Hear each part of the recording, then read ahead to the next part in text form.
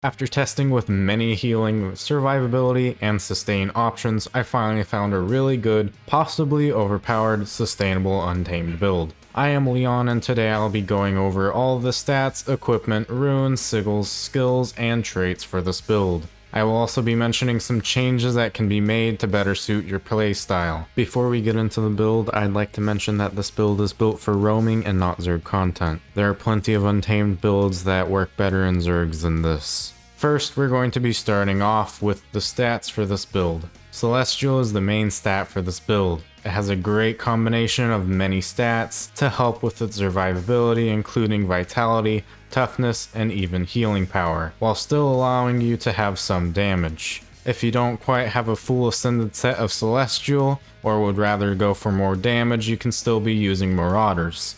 Marauders can provide you with a lot more damage than Celestial, but at the cost of a lot of sustain. This build can still sustain fairly well with Marauders though, and I recommend using this stat if you prefer high damage. Moving on to weapons, we of course have Mace, and Staff. Staff provides us with great healing potential, soft CC break, and surprisingly decent damage on its auto attack and ambush. As for the maces, they provide even more sustain with barrier, minor stability, and plenty of CCs, and good damage, especially if you manage to hit enough skills for everything to refresh. Next up is the runes you can use. I've been using the firework runes for the boon duration to keep our defensive boons like protection up, but like many power-based builds, you can still use eagle runes for damage.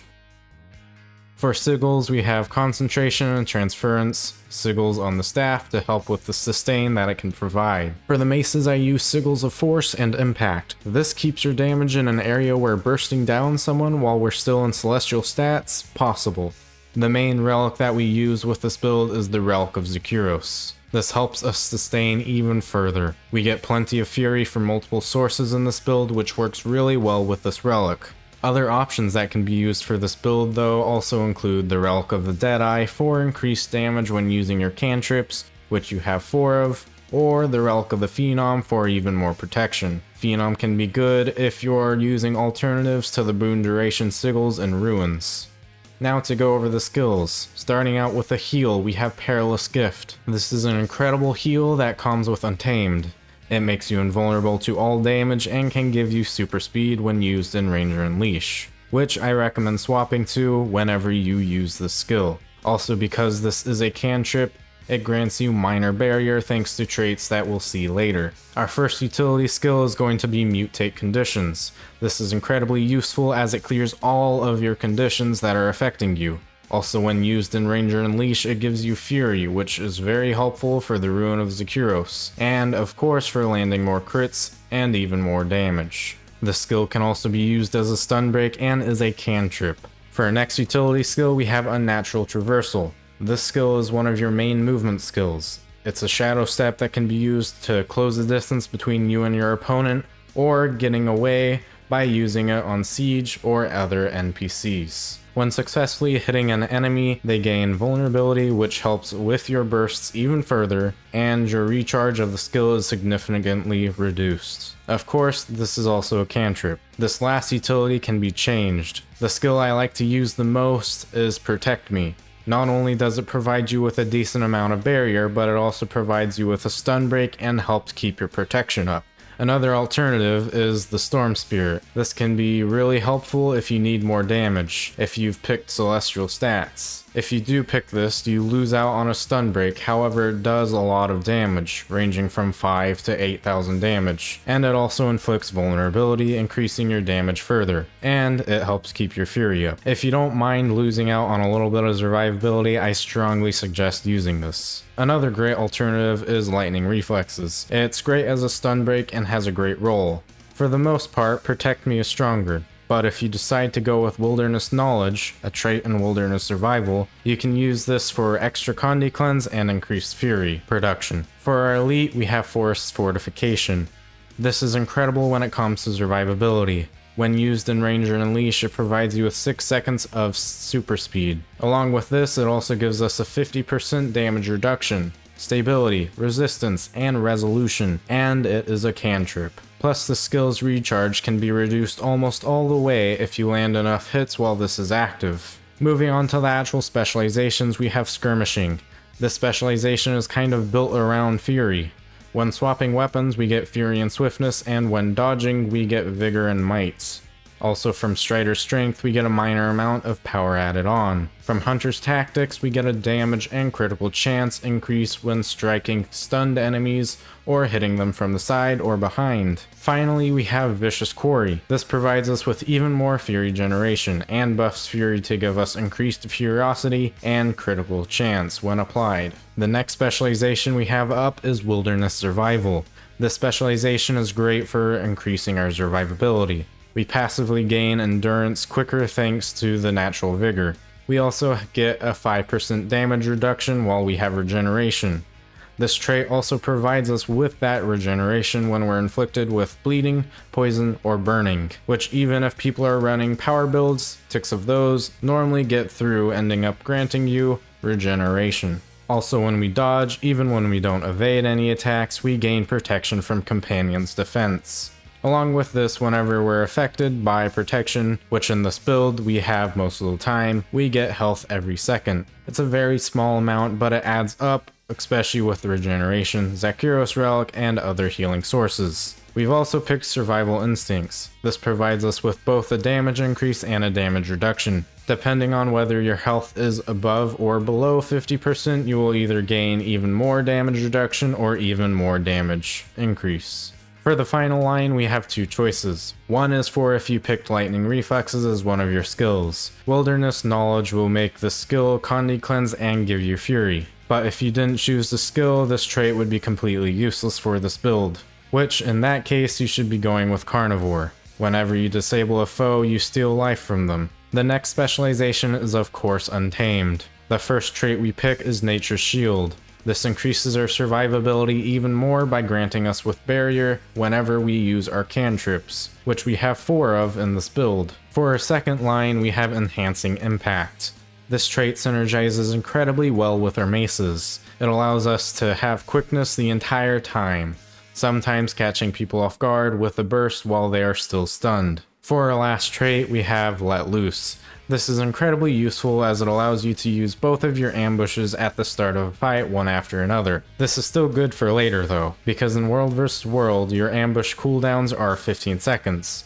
While with this, you can refresh it every time with your weapon swap, which is every 10 seconds. Also, if you're new to Untamed, when you're in range or Unleash, you get 20% damage increase, and when in Pet Unleash, you gain a 15% damage reduction, which helps your survivability even more. Now for the weapon skills and some tips on how to use this build.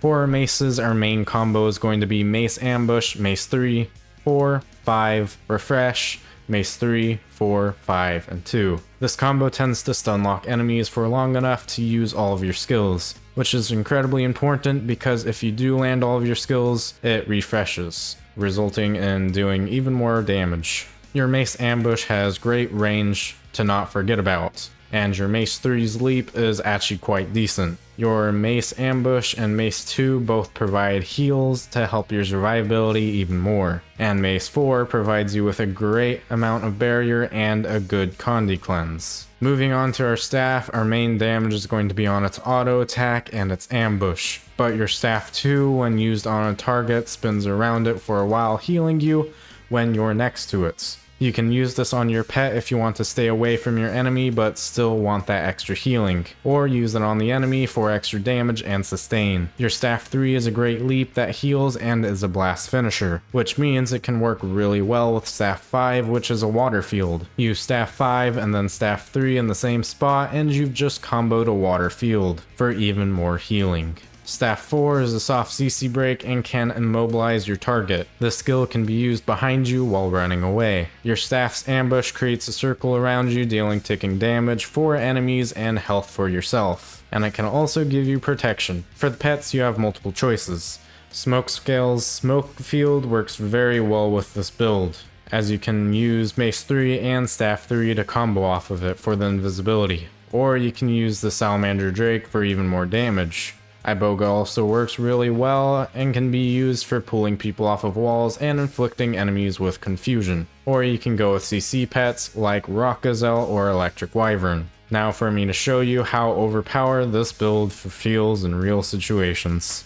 These first few encounters will be using Celestial stats, and later on I'll be showing how the build works with Marauders. The first encounter we got a dismount, and then we head in on him with our Shadow Step and Staff Ambush. Another ranger then jumps on me and I focus them while I forget about the other one and it escapes.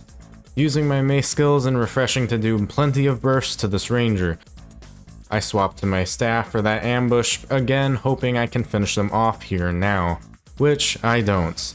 My staff 4 immobilizes them and I continue to auto attack and dodge their Greatsword 2 skills. Still, my health topped off, I swap back to my maces to finish them off with my ambush. I try to finish them off with my finisher, but get interrupted. The second time, I finish him off, but then I get caught off guard by a Core Guardian. My mace skills are up, so I use my Elite and Shadow Step to inflict vulnerability, and then spam my mace skills and become big. I then swap to my staff to use the ambush for good ticking damage, which he can't get away from. I go to use my fancy finisher and get blown away. I just wanted to use my fancy finisher. During both of these 1v1s, I was pretty much at full health the entire time. These two green look like they want to fight and I'm fine with doing a 1v2. I head in with my Pet Unleash skills, Shadow Step, and Staff Ambush. A third green comes in. I try to land my mace bursts but end up not dealing too much damage due to having weakness. I start getting pressured, so I try to head over to the stump to protect me. I swap to my staff and use its ambush and my elites, and combo a water field for more healing. A fourth green jumps in and I realize I'm not going to be able to do enough damage, so I decide to escape by using my Shadow Step on the scale in the distance. I use my heal for super speed and I get away. With this build, even when you're under a dog pile, you still can sustain yourself and have enough mobility to get away. This encounter starts off with me noticing 3 green chasing after a red, and I feel like this is a great distraction, so I head in with my Shadow Step, Staff Ambush, and other staff skills. I then swap to my maces to damage when possible. I get interrupted and then try to retreat, and I end up using my Elite and land the rest of my mace skills to become big. I then swap to my staff for the ambush to use that buff. My teammate then comes in and totally demolishes everyone here, ending up in a successful 2v3. Sometimes the best thing to do with this build is just to be the distraction or tank with your sustain. In this encounter, both of us want to fight. I start off by using my pet skills and leaning into my mace ambush. He teleports off behind me and then I try to hit him with the rest of my mace skills. Swapping to my staff, I land a good few ticks of damage and start to play defensively as he starts to deal more damage. I Condi Cleanse and then combo with a water field. I then swap to my maces and use my Elite. Missing all of my attacks, this puts me in a bad position, especially considering my health. I start to scramble around, trying to survive for cooldowns. I swap to my staff and use my heal and then start to chase him. Not landing any damage on him, I turn around as he puts Condi on me and I leap away. While away from him, I wait for cooldowns, Condi duration, and regeneration and wait for the perfect moment. I get ready to push with my Shadow Step and mace skills. I stun him, and start getting great hits on him. A refresh later, we downed him and could use our fancy finisher. Mutate Conditions is extremely helpful when going against Condi builds like this. This encounter caught me off guard. This Harbinger starts to deal a lot of damage to me and gets a lot of overflow health. I get stunned even more and I try to use my heal and leap off, trying to combo with the water field that I missed. I immobilize him using my staff 4 to get my bearings. I used my Elite and head in with my mace skills, almost getting him down before he heals.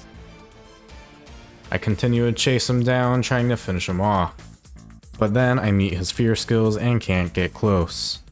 He turns and I don't want to fight him on his own terms, so I leap off. I head in again with my Shadow Step and mace skills. This time though, he was prepared with a spear, getting him more health than I was dealing. I notice this and try to make some distance, instead in the process getting dealt a lot of damage and getting stunned by him. I swap to my staff and leap off just in time, which he then becomes uninterested. Now for round 2. Fight! I use my pet skills and shadow step in with my staff ambush. I then swap to my maces but then get stunned for a very long time because I can't stun break out of it. I use my heal and then start to spam my mace skills enough to refresh them and stunning them again and landing even more of my skills. I swap to my staff to try to finish him off with my ambush skills and auto attack, and finally downed him. I then finish him off just by attacking him because I am very scared of Necro's down state. Even against tanky good Harbingers, it still can pull through with its healing. In this one, I'm using my Storm Spirit, which will give us a lot more damage. After dismounting him, we try to land our Storm Spear and our Staff Ambush. We get stunned, so we use our Stun Break and swap to our maces. Trying to deal as much damage as possible, I use my elite to try to keep up and use my mace 2 and auto attack. I then swap to my staff and use my ambush downing him. I then head in and get to use my fancy finisher. Even though my Storm Spirit missed, it still helped with the fury that it provided me. This fight starts off with 3 reds chasing me down. I try to group them up and use my Storm Spirit dealing decent damage and providing me with the fury that I need. I use my staff ambush for good damage and then start to focus the spellbreaker with my mace skills. I use my elite so I can catch up with the spellbreaker, stun him, and do good damage. And swap to my staff for its ambush, finally getting the spellbreaker down. Sadly though, the Reaper does end up reviving him. My next target is the Scrapper, which I land a good mace ambush, which downs them. I try to use my finisher, but then I get interrupted. I stun the Reaper from reviving, but then the Scrapper gets picked up by the Spellbreaker with his battle standard. I land a good Storm Spear and try to focus the Reaper with all my mace skills, also catching the Spellbreaker and its AoE. Now he's low again, and I down them again with my Staff's ambush. This time the Spellbreaker gets picked up by the Scrapper's Gyro and Reaper reviving. Still, while they were doing so, I got some good damage on them and now they're all low. I combo the water field for more health and head in with my shadow step into my maces. Almost downing the Scrapper, but then getting stunned.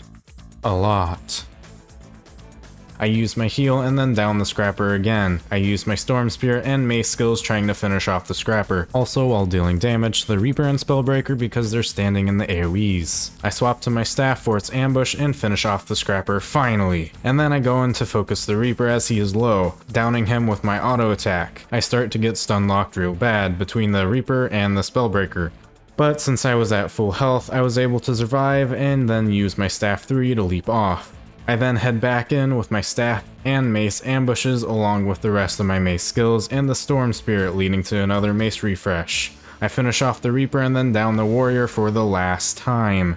And yes, I get to use my fancy finisher at the end, so I'm very happy. Even with only having one stun break with the Condi Cleanse because I picked the Storm Spirit, it still works really well, because I have a bunch of stability from multiple places. This fight also starts off with 3 red. Look at them all run in like it's a movie entrance. I start out the fight by using my Storm Spear and then I use my Staff's ambush and Staff 2. Focusing the Untamed, I shadow step in and land my mace's ambush, downing the Untamed. And then using the rest of my mace skills to keep the Untamed down and AoE hit the Necro. I use my elite for the stability and super speed, and then I swap to my staff for its ambush, and then I use my staff 4. Targeting the Untamed again, I try to keep him down. I combo the water field, use my Condi Cleanse, and my heal to try to revive. And then I go back to targeting the Untamed, auto attacking due to all my skills being on cooldown. I get my Storm Spear and head in, finally finishing off the Untamed. At this time, a green calms down and joins the fight. I damage the Necro with my auto attack while trying to find out how deadly this green will be. I notice the Scrapper is low, so I decide to target him. I'm not too worried about the Necro, mainly using him as a healing source with my staff 2. The Scrapper gets downed and finished by the Mirage. I shadow step in trying to get the Mirage, but I end up missing all of my mace skills, and use them instead on the Necro. Getting the Necro low, I figure I might as well start auto-attacking him until he's dead. I think I've got him, but in reality it was just his shroud.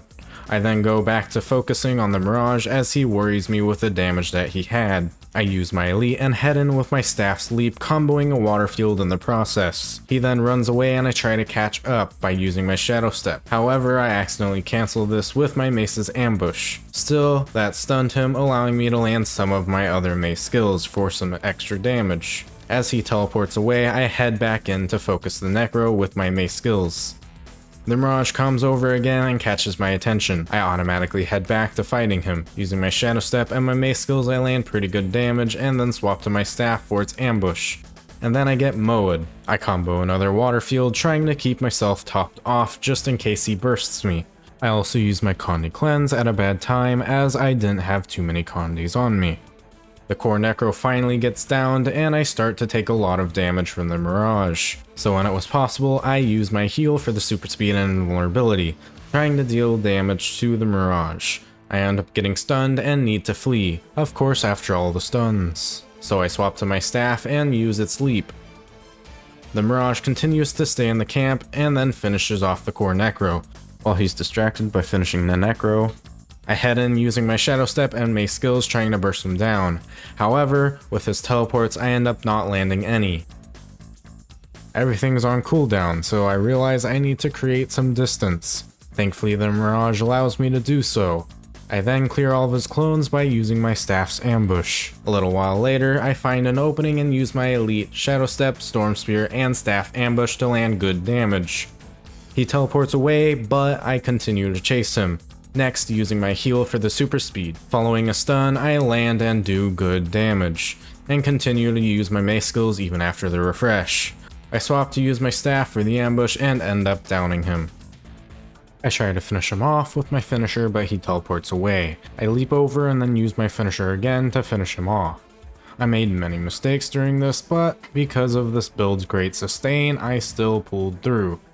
The encounters from here on out will be with Marauders. This means I will be a lot less tanky, but I will have much better bursts. I start off this one by testing to see if this renegade is awake, which he is and comes to attack. I use my Storm Spear and my staff's ambush and then swap to my maces for its ambush and the rest of my mace skills, downing him and using my finisher to finish him off. I was about to start to capture this camp as I realized there's a small red arrow behind the building. I rush over and I find a thief. I use my staff ambush and try to shadow step in. They're too far away though and I end up waiting. I use my elite and head in with my shadow step, landing my ambush and some of my mace skills. Most being evaded though with his elites. I continue to auto attack him, dealing a lot more damage than I was expecting. Continuing to chase, I use my staff ambush as he goes invisible. He comes out of invisibility and comes right to poking me with a stick, and doing very minor damage. He teleports to the logs and I follow using my shadow step. When I get near the corner, I use my ambush and then go back to auto attacking. He teleported again and I feel like I need to use my heal just for that super speed. I land a few small hits with my mace skills and continue to chase. Now on 1%, my small tick of 62 poison damage gets him down. This mainly shows that I can keep up with the thief, even if it's continually teleporting around. This encounter starts off with me really wanting to fight this ranger. After using my Warclaw leaps, I try to get closer with my staff's leap and shadow step. I mount up again and I'm able to dismount him. I try to immobilize him, but I barely miss. I use my elite for the super speed and start to catch up, trying to land minor damage when possible. I use my ambush so I can land at least one tick of damage when I use my leap. I then use my staff leap again and then swap to my maces and start to stun lock him. And having a good burst, I down him. I finish him off with my fancy finisher and notice the berserker and get ready for the next fight. He seemed a little reluctant to start the fight, but does anyways. I try to stun him with my mace 3 but miss. Instead I land my ambush and then he creates some distance. So I teleport in, landing some of my mace skills, and becoming big and then swapping to my staff for its ambush, dealing decent damage with the rest of the staff skills. I try to get a combo on the water field, but instead I get immobilized. I decide to head in with my heal for the super speed, swap to my maces, stun him, and get decent damage. He then goes invulnerable for quite a while. Not knowing when it'll let up, I continue to attack with my maces. My staff refreshes and I swap to it for its ambush and staff too. which ends up dealing enough damage to down him. I head over, and of course I have to use my fancy finisher on them. This shows that this build can move fairly quickly while having good bursts with Marauders. In this encounter, we both want to fight each other. I start off by using our staff's ambush along with my other staff skills. I swap to my maces and land my mace ambush, and the rest of my mace skills. Getting interrupted though with his heal. I create some distance until it wears off. I shadow step in and try to land a small amount of damage. I then swap to my staff and use its ambush. Few ticks hit and I roll back. I stun him and then stand back as he starts to take a lot of damage from my auto attack. I combo the water field and use my staff too. I land my staff 2 for some extra damage. I then swap to my maces and miss my ambush, then heading to my mace 3 for its stun. I land a few good hits resulting in a refresh. I then continue to use my mace skills, dealing as much damage as I possibly can until I get interrupted by his heal. Creating some distance, I use my mace ambush and swap to my staff for its ambush too, but get stunned, which I roll out of with my lightning reflexes. Continuing to auto attack with my staff, I deal 7,000 damage. I swap to my maces and use my shadow step for vulnerability, and my mace ambush along with my other mace skills, dealing enough damage to finally get him down, and getting to finish him off with my fancy finisher. And that is the wonderful sustain Untamed. I hope you enjoyed the video or at least found it informational. If you have any questions, feel free to drop them in the comments below. As always, I hope to see you in one of these, and have a great day.